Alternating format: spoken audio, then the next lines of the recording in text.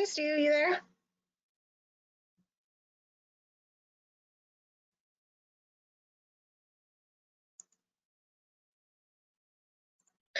Hi, everyone. Welcome to the Omatic session at the Classy Collaborative Virtual Experience. My name is Bailey Bensley, and I'm from Omatic Software. Here, I am the Director of Sales Enablement. So my role here is really to help nonprofits understand what their needs are as it relates to a technology solution. I have experience working within the nonprofit for the past 17 years or so. So I'm happy to be here. And before we get into our session, Stu, will you introduce yourself? Yes, thanks, Bailey. I'd be happy to. Hi, everybody. My name is Stu Manowith. I'm Omatic's Nonprofit Advocacy Director, which means that my role at Omatic is to work with really all of our departments here and make sure that we are understanding and meeting and reaching the needs of the nonprofit sector and of Omatic customers in particular in the areas of data health and integration. Like Bailey, I spent really all of my career, over 30 years, working either for nonprofits or in supporting the nonprofit sector in the technology industry. So Stu and I are here to talk to you guys today about peer-to-peer campaign results, and specifically turning what we call social donors into long-term donors. So again, before we kind of jump right into the content, we want to lead off the conversation with two statistics that we have found to be relevant to the topic at hand. Yeah, thanks, Bailey. So we did some anecdotal research. I won't say that it was especially scientific, but we did take a gander at some of our customers' databases, and here's what we found. 8% of annual donors who are first-time event participants for those who run events, and 6% of annual donors are first-time tribute donors for those who have tribute programs. While that is not a huge number of donors to retain, it's also not nothing. 8% of a database or 6% of a database or of the number of donors who make gifts in a certain year is a reasonable number that we want to retain, that nonprofits want to retain. So based on that and based on that understanding, what we want to really talk through today are a few things. One is we want to make sure that we understand what social donors are, and not only what they are and who they are, but what motivates them. Let's also talk through why they're specifically and especially hard to retain. And then finally, we'll go through some strategies and a few fundraising techniques that we've found to be effective for re-engaging social donors. Now, just to kind of give you a little bit more context on who you're speaking with today, if you are not familiar with Omatic as a company, we've been around for about 18 years. We are a software company. We work with only nonprofit organizations, and our goal is to become be maintained as the integration expert. So we're international. We've got around 2,700 clients, and we are a growing staff. When Stu and I started about 4.5 years ago at Omatic, I think we were in the mid-20s in terms of number of employees. And I know for a fact that we have surpassed 80 team members at this point. So we're growing quickly. It's very exciting. And our focus and goal is to make sure that we are really kind of keeping the integration needs of nonprofits at the forefront of our research and development as a company. Enough about us. Let's get into kind of social donors and really what they are. Right. Great segue. Thank you. So what are social donors? We define social donors as organizational contributors that were brought into the organization by way of a social relationship with somebody who's already engaged. These are donors that don't have an initial affinity of their own with the organization, but are only involved initially because of their existing family, friendship, or work relationship. The main examples that we're going to discuss today are donors who participate in peer-to-peer events, donors who are participants in organizational special events like galas, and tribute donors. Peer-to-peer donors are donors who contribute to a volunteer fundraiser who raises money through events like a walk, a ride, a run, or a similar type event. We define special event participants as those who pay a registration fee to attend a gala, a golf tournament, or a similar event, but who have no previous tie with the organization. And tribute donors are those who make a contribution in memory or in honor of someone, or to mark some occasion because the organization, the charitable organization, was important to the person being honored or memorialized. And I guess it's important to point out that one thing that we want to be clear about is when we talk about social donors, we're not talking about social media donors. We're not talking about people who donate through a Facebook page or through social media. We're using the word social to describe a relationship that that donors have with each other. So it's through my social relationship that I've been engaged with this organization because I want to commemorate somebody's birthday who I like, or because somebody asked me, they know that I'm a runner and they've asked me to be on their team for the 5K run that they're doing. And I think it's important too to call out, Stu, now we've kind of defined this specific subset of individuals. The reason why we're doing that is there's different aspects to consider about these individuals, especially when we're talking about fundraising and stewardship, because there's a different motivation behind a social donor. Primarily and initially, it's the relationship with the person who engaged them that is motivating the donor to commit in the first place. And therefore, emotion plays a big role, right? Because we're looking to the passion of a friend or a relative or a coworker who already has a connection and affinity with the organization. And that can be contagious. The other thing that we can find as well is on the flip side, guilt can be a driving factor. Think about, times where you've had coworkers who have said, hey, can you please help me out here? And you feel guilty not doing it. Well, that's a new way to engage with someone and to connect with someone who maybe normally wouldn't have made a donation to your organization. They can't be treated the same way as those that have this clear communication with your organization. And when we say treated, we mean, communicated or thanked, because those other individuals have more of an organic relationship with you guys. But with these social donors, the relationship's different. So not only do we have to realize that, but we have to treat them and steward them and cultivate them differently. So the challenge behind this is when we're thinking about this more organic type of donor, so the people that have come to you initially, they're more naturally interested in what the impact of your gift is going to be, right? So once they know that, that's exciting to them, and that can really foster their inclination to keep giving to your organization. And what that's driven by, again, is really allegiance and affinity and the impact. This is what is exciting typical donors.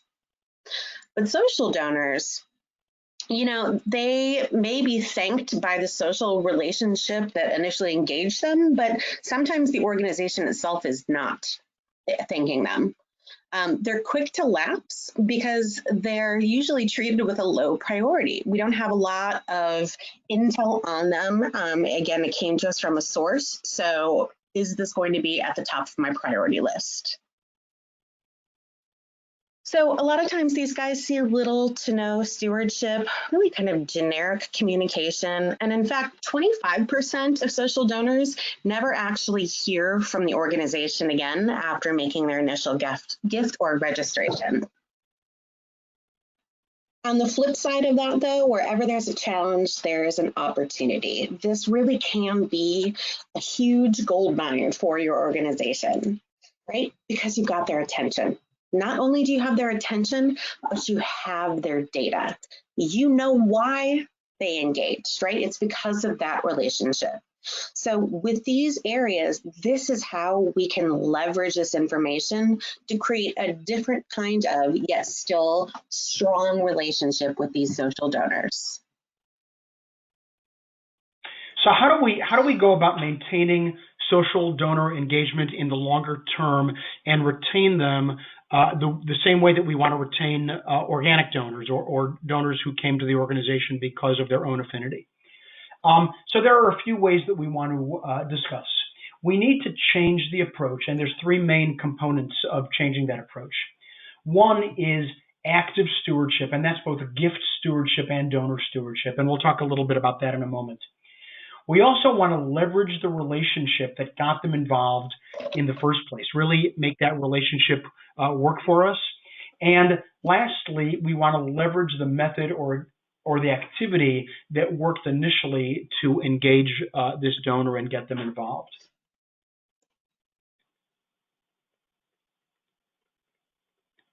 For most social donors, most of this is often not taking place, and so we think that changing that methodology is going to make a difference in retaining these people. First and foremost, thank them. Thank them for their gift, for their participation, for their tribute, etc., and make it personal. Remind them of their own importance.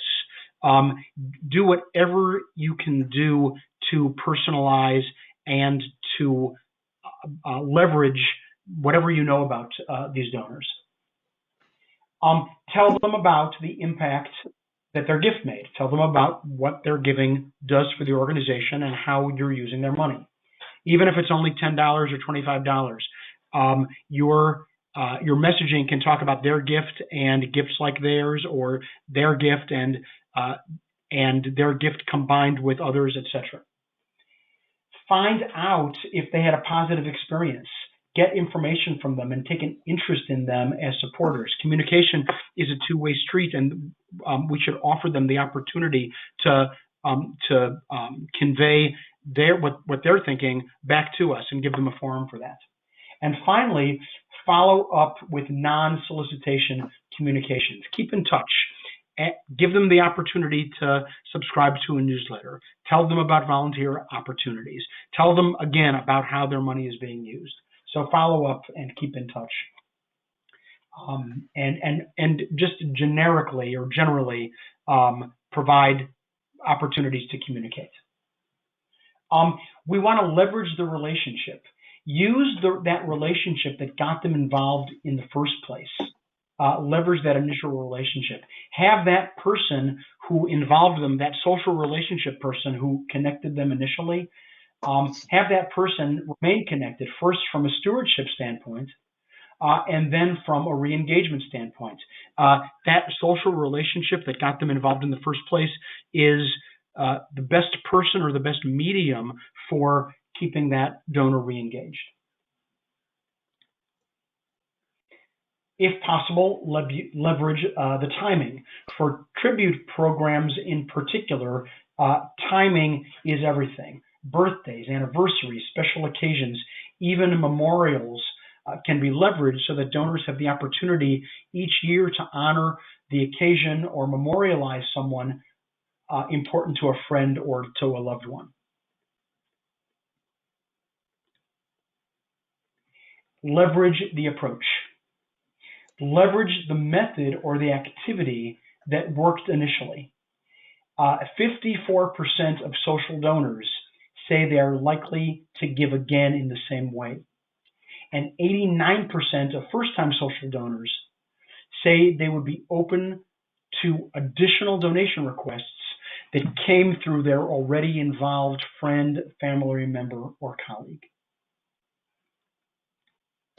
So I think those are all really helpful tips in terms of kind of some nuances to engagement with these individuals. But before we do that, we have to remember that at the core of everything, all of these different techniques and these best practices that you've shared with us, Stu, we know that they're really only as good as the quality of our data.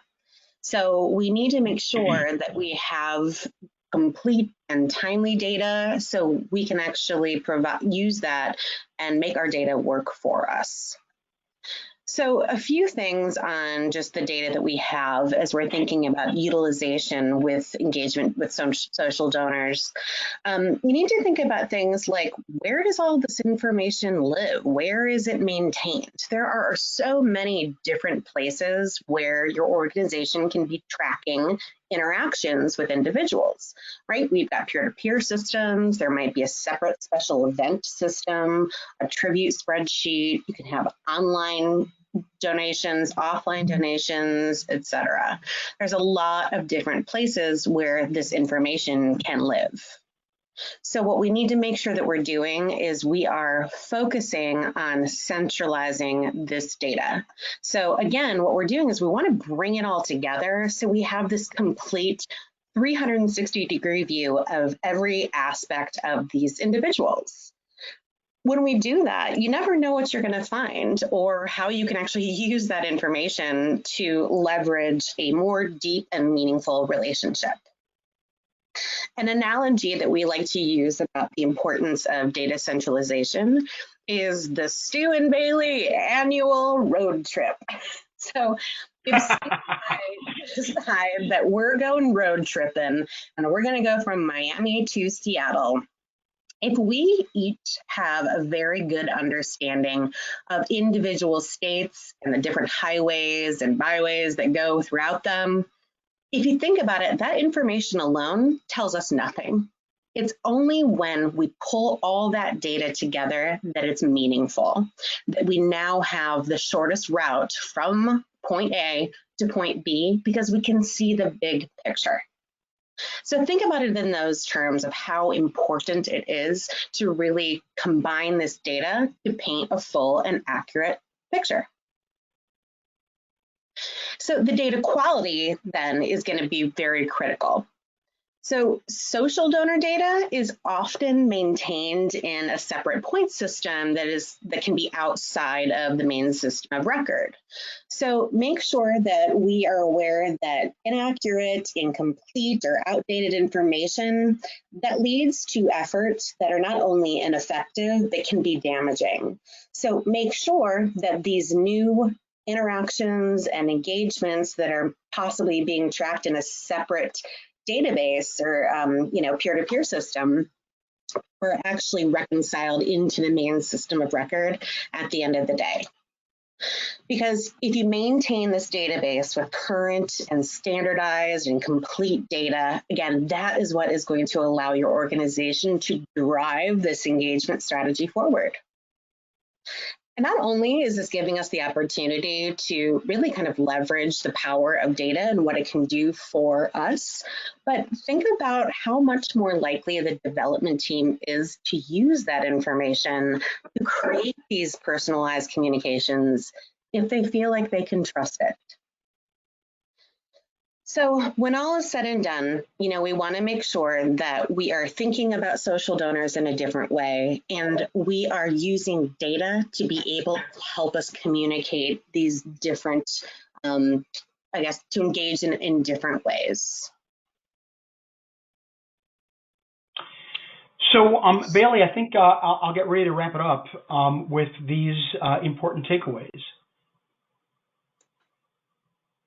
Social donors have a wealth of potential for future engagement. They've already given to the organization. They have a relationship with somebody to whom the organization is important. And now you have an opportunity to make it just as important to them. You've got their data, you know information about them, and it's imperative that you take this opportunity to leverage that and put it to work. Your strategies for retaining them should be appropriately different from strategies for organic donors based on how and why they were first engaged and by whom. So as Bailey said a little while ago, we have to look at them differently. They don't have the same affinity initially, but there are aspects of how they came to your attention that you can leverage in stewarding them. They should be appropriate too, though. Absolutely appropriate. And lastly, use what you have, their motivation and their data, to create a relationship that's ripe with opportunity. These are, again, at the risk of overstating it, these are people who have expressed an interest in your organization, even if they came in the door on the coattails or on the heels of somebody else, but they have given to you, they've participated in an event, they have shown somebody with whom they have a relationship that's important to them, that your organization is important to them, and that those are the raw materials that you can use to leverage the relationship and retain them as donors. So unfortunately, we're about out of time because Stu and I could go on and on about this subject matter because we find it quite interesting. So if you are geeks like us and want to continue this conversation and maybe personalize it to different scenarios that you might be facing or going through right now, let us know, right? Reach out to us. We've got some webinars and you can find information on our website. Also, just email us. We can definitely direct your questions to the appropriate person at Amatic who can help. So we really want to thank Classy for the opportunity to present on social donors today, and we hope that you found this of value and can use this information in forging through in these bizarre times that we're all in. But thank you again, everyone, for your time and attention today. And Stu, as always, thank you for partnering with me on this. And thank you, everybody who's listening to this and watching it. We really appreciate your support. Thank you. Thanks, everyone. Have a great day. And scene. All right. I think we're good. Yeah, that was about 20. I think it was about 25 minutes. 25 minutes. That's what I have to do. I think it's perfect. All right, cool. Yeah, I think we're done. Yeah, can you hear me? I can hear you, yeah. So I think we're all good. So I'll end this and then I'll let Kelly know that we are done. Okay, thank you. This was great. Thank you very much. This was great. Thank you, Stu. Bye. Talk to you later. Bye.